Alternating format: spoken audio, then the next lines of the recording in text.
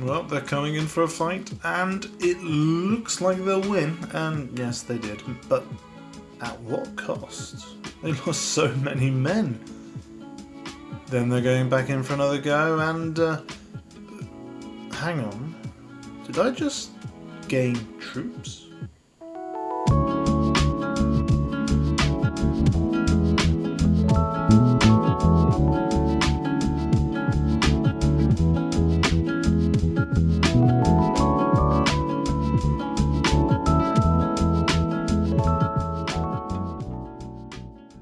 Yes, you saw it correctly. Despite losing, my army was getting bigger. From now on, I may lose the battle, but I will always win the war. Before jumping into what I've done, I thought I'd better explain the mechanics behind it, as I thought this would be open to abuse, but not completely broken. In Crusader Kings, battles are made up of 3 phases, 2 of which matter.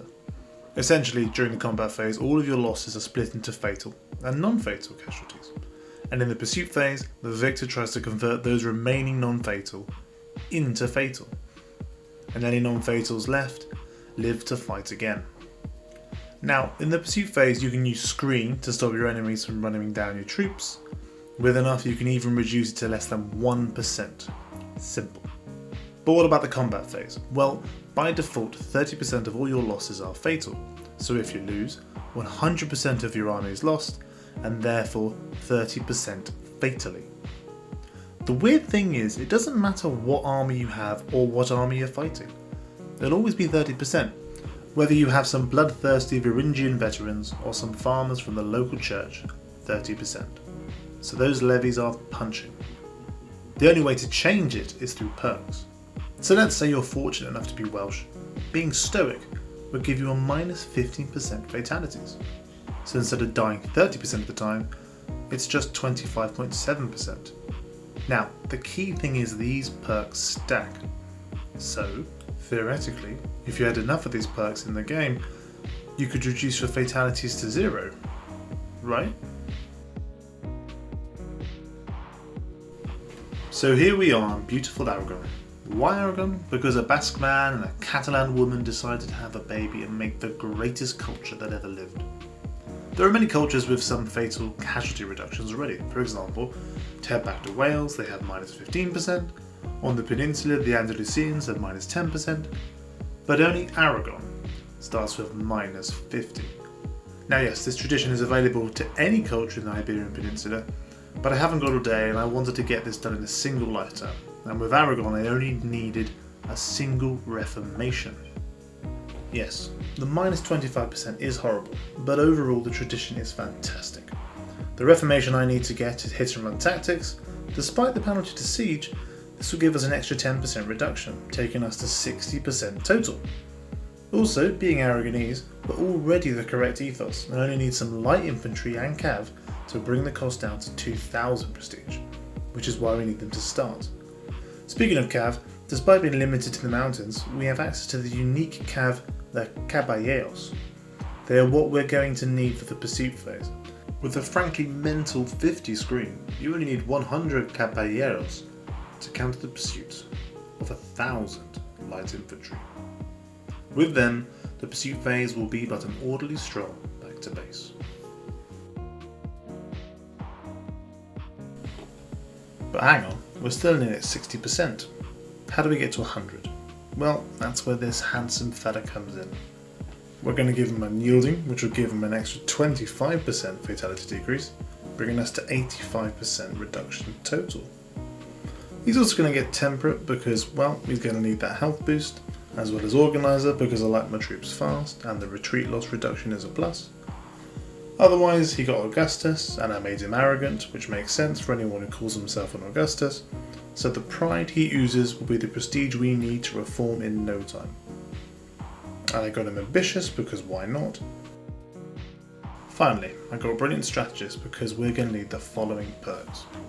Stalwart leader because if he dies I won't get the stack of perks I need to reach 100, and if he's captured, well, the war is over anyway. Never back down will give us the extra 20% reduction we need to reach 100% reduction. It'll be 105 in total, but that should be enough to reduce our fatalities to 0 in the combat phase. This part is essential. Otherwise, the other perks are a nice bonus. Pathing Tactics will make our army a little bit tougher. Organised March will give that boost to screen in the pursuit phase. Hit and Run will help a little bit more in the pursuit phase. And finally, Strategist will increase the fatalities inflicted upon our enemies, which will be important later. But of course, the first thing he did was get maimed. That said, I knew with this playstyle that might be coming, hence the temperate trait.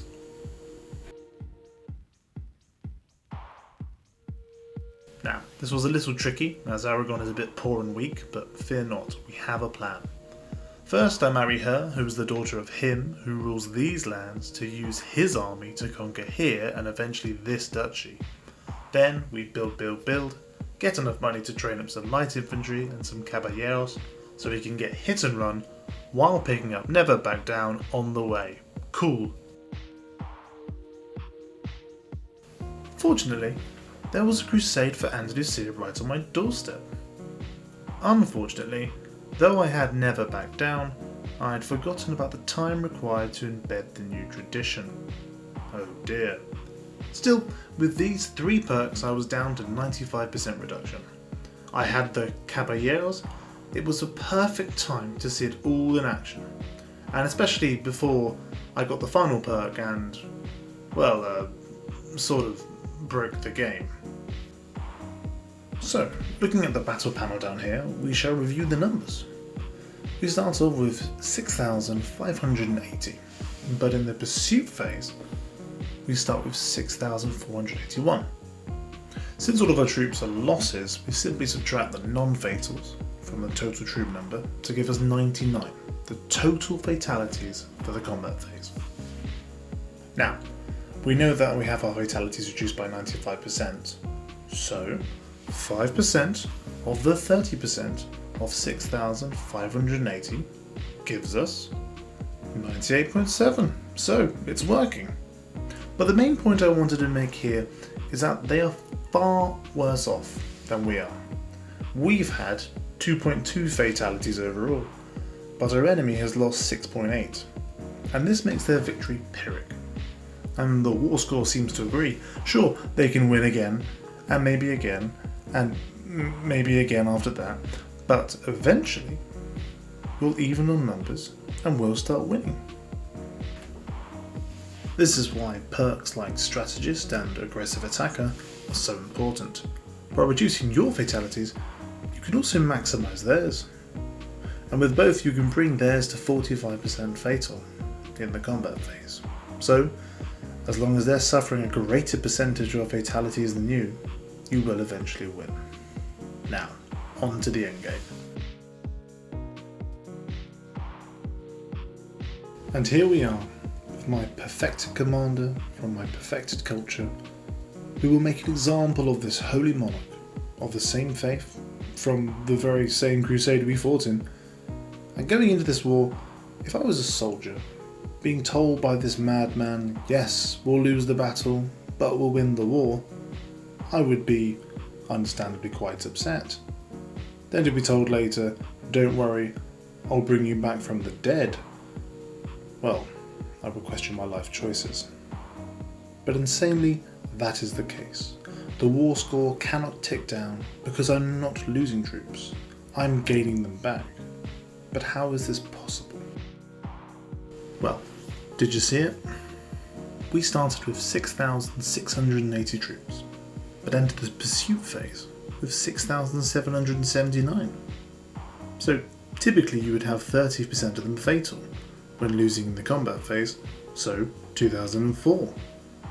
But if we subtract 105% of 2004 from 2004, we get negative 100, a negative number. Increasing the number of troops in the pursuit phase, we have gone from past reducing the number of deaths into gaining undeaths. Now, we still have the pursuit phase, but while those losses are smaller and the gains in the combat, we'll be generating men. It does appear you can't breach the maximum number of expected troops after the battle, but who cares? Your army's immortal. There are a few means of reducing fatalities, Fundamentally, you're going to need state ransoming though, as starting with a whopping 50%, you're already halfway there. And we already have the 3 we mentioned earlier, but there's also economy raids. You could also change your ethos to stoic. There's also armour, but this one's sadly a bit rubbish. And there's even a holy site, though it's quite far away. As for maximising your enemy's fatalities, well, on top of strategist and aggressive attacker, there are weapons, and even a dynasty perk, or you can drag the battle out into a bog. Before you go nuts, I should address some of the major drawbacks.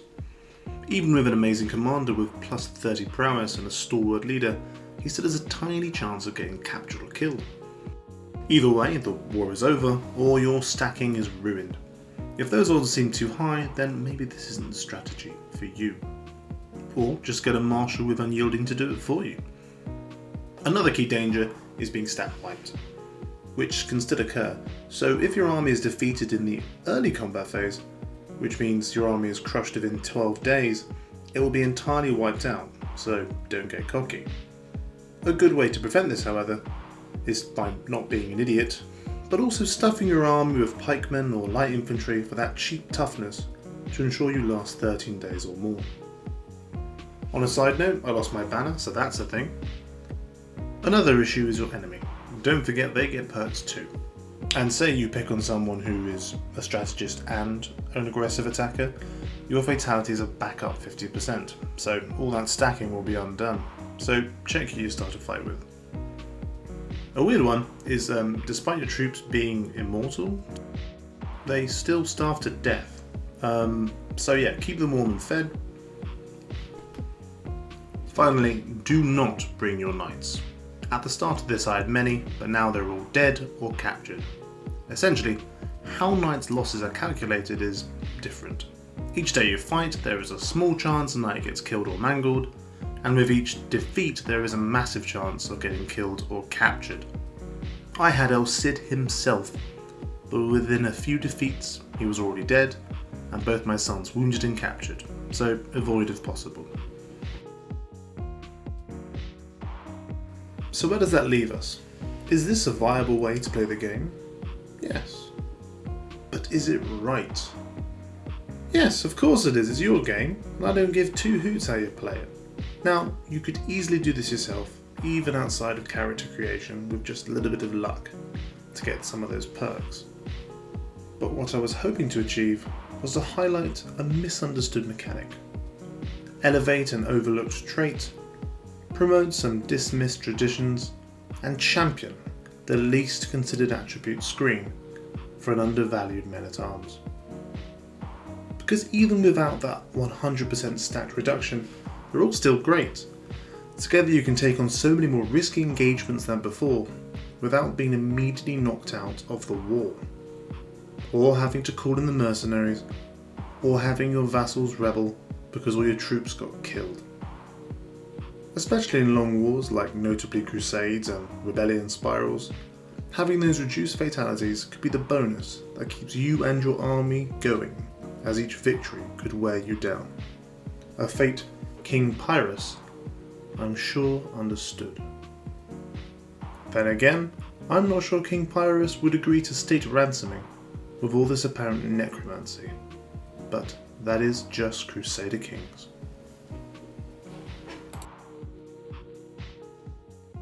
This video came about when I was trying to figure out how combat worked, and I came across this mechanic, and as a result sort of wandered down this rabbit hole.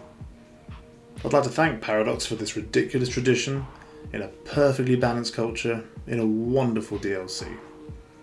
I'd also like to apologise to you the viewer for all the pending alerts up top, as I'm a very indecisive person, and if you think there's anything I have missed or overlooked, or have some thoughts in general, please share them. I love the discussion. And most importantly, thanks for watching this frankly bizarre video.